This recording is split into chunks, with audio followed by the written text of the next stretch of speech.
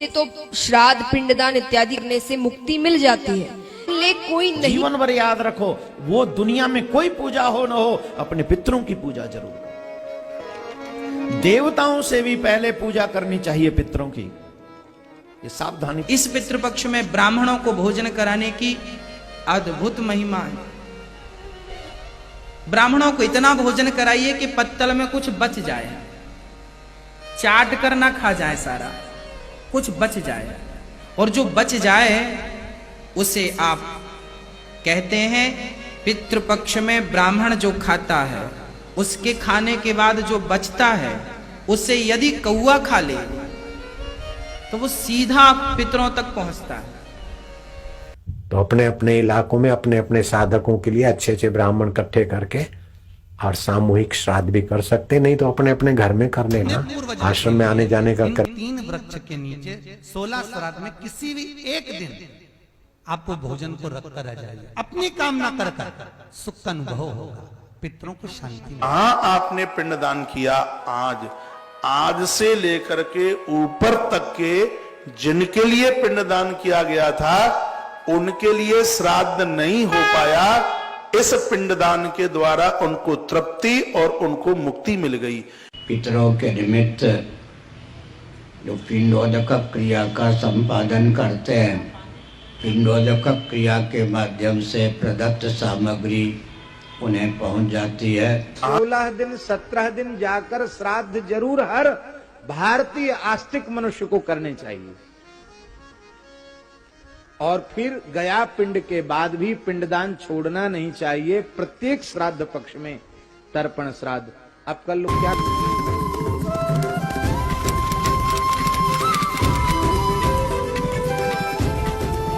पितरों को पूजने वाले पितरों को प्राप्त होते हैं और पितृलोक में जाते हैं, और भूत प्रेतों को पूजने वाले भूतों को प्राप्त होते हैं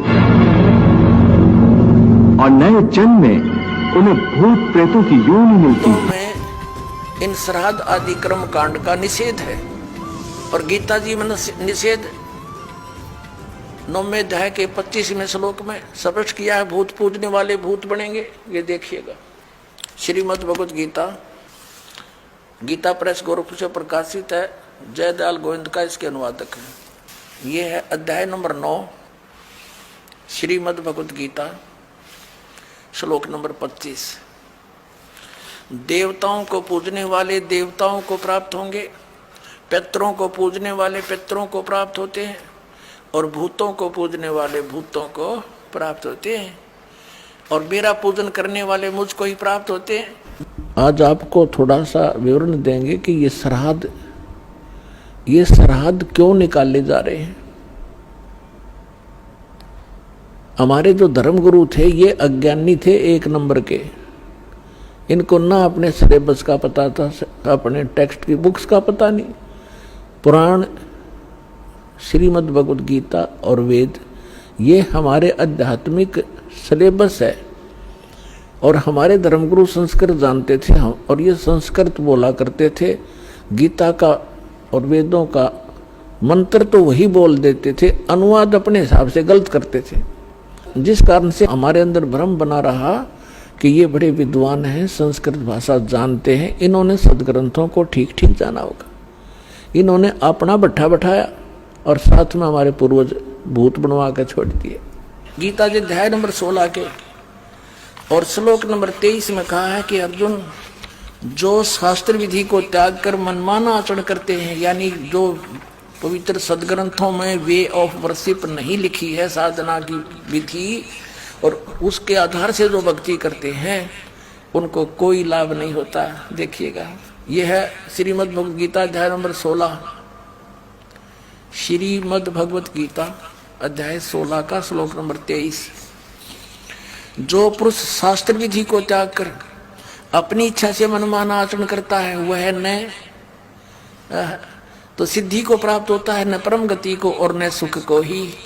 24वें श्लोक में 16वें अध्याय के में कहा है, इससे तेरे लिए कर्तव्य और अकर्तव्य की अवस्था में जो कर्म करने चाहिए भक्ति के, जो ना करने चाहिए, शास्त्र ही प्रमाण है। किसी की दंत कथा पर विश्वास मत करना।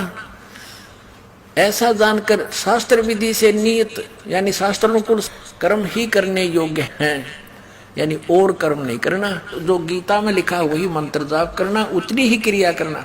अब ये श्राद्ध कितना आगे फिर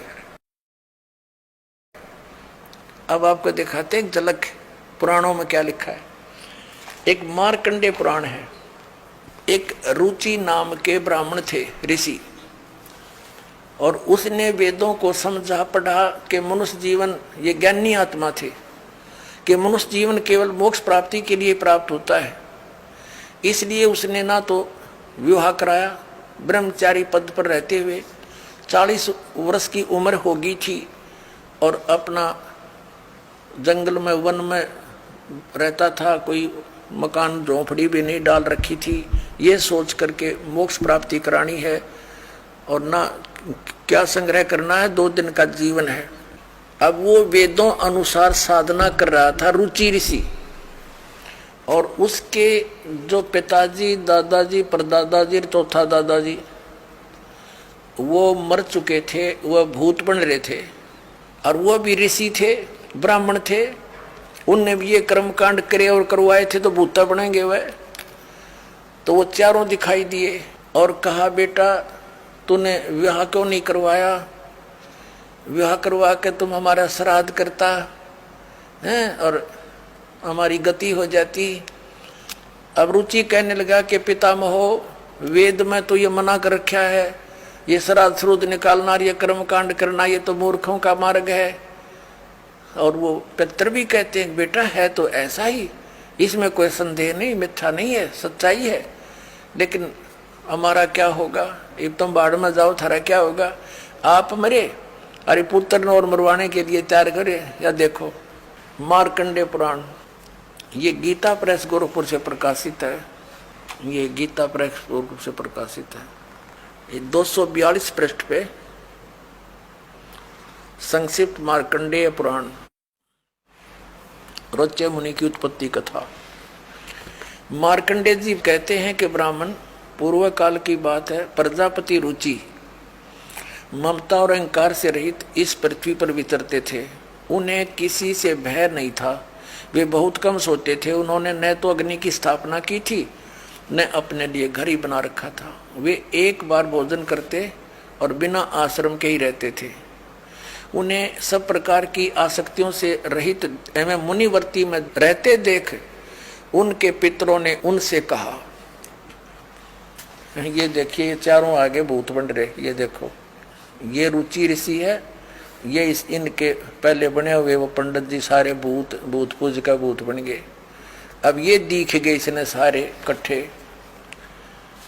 पितर बोले, बेटा विवाह स्वर्ग और अपवर्ग का हेतु होने के कारण एक पुण्यमय कार्य है। ये तो इन पितरों के वचन हैं, ये तो पितरों के वचन है जो अपनी सलाह दे रहे हैं। अब देखना, उसे तुमने क्यों नहीं किया?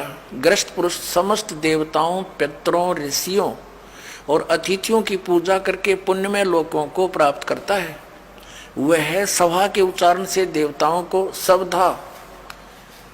शब्द से पितरों को तथा अन्नदान, बलि, वैष्णदेव आदि से भूत आदि प्राणियों एवं अतिथियों को उनका भाग समर्पित करता है।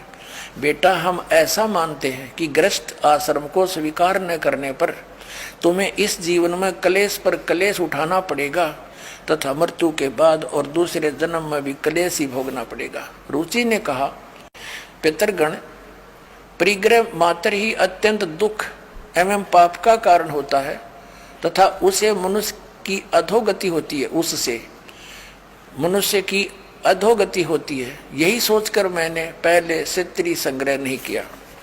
अब यहां देखो, पितर बोले, बेटा जितेंद्रिय होकर आत्मा का प्रक्षालन करना उचित है, किंतु तुम जिस मार्ग पर चल रहे हो वह मोक्ष मार्ग है। बता, इसने तो घटिया मान रहे मोक्ष मार्ग ने कि तुम जो कर्म कर रहे हो, जिस मार्ग पर चले तो मोक्ष मार्ग है। अरे हम बतावांगे पितृवर्ण का मार्ग। देखिए, रुचि ने पूछा, पितामहो, वेद में कर्म मार्ग को अविद्या कहा गया है, जो तुम सलाह दे रहे हो वो कर्म कांड, श्राद्ध श्रुद्ध निकालना, पितृ पूजना, वो तो मूर्खों का सलाह कही है। फिर क्यों आप लोग मुझे उस मार्ग में लगाते हैं? पितृ भी कहते हैं, पितृ बोले यह सत्य है कि कर्म को अविद्या ही कहा गया है, इसमें तनिक भी मिथ्या नहीं। फिर थारा सिर बच गया, फिर क्या रह गया बता भाई? ये हमारे पुराणों में लिखा है। अब इस बात को पितृ भी मानते हैं कि आप जो साधना करें तो मोक्ष मार्ग है, और आप फिर उसको सलाह दे रहे हैं भूत पूज, श्राद्ध निकाल, ब्याह करवा, और यो नरक मार्ग है। और आप भी मानते हैं कि आप जो मार्ग अपना रहे हो तो मोक्ष मार्ग है। और रुचि कहता है वेद के अंदर तो इसको अविद्या मूर्खों की साधना बताइए, तो पितृ भूत पूजना, श्राद्ध निकालना, और पितृ स्वीकार भी कर रहे हैं, कहा ऐसा ही है, इसमें कोई मिथ्या नहीं। फिर ये बकवाद गट रखी, अग्रुम ऐसा कर लो, पितृ ऐसा कर देते हैं, पितृ पुत्र दे देते हैं, टट्टू दे देते हैं, आपा भूखे मरे बतावे, मूर्ख बना रखे। और पुण्यात्मा इस विश्व में वर्तमान के अंदर इस दास के अतिरिक्त वो सच्ची साधना और ये तत्व ज्ञान, सत्य ज्ञान किसी भी आज के मार्गदर्शक के पास नहीं है। तो ये दास ही वो सच्चा सतगुरु है। तो किसी को शंका है तो तोल कर देखो, जांच कर देखो, और फिर पता लगेगा, और फिर अपना कल्याण कराओ, अपना लाभ उठाओ। इतनी सी बात है, इसमें मान और बड़ाई की बात नहीं है। सच्चाई कहना कोई पाप नहीं, कोई बड़ाई नहीं, अभिमान नहीं। परमात्मा ने जब अपने आप को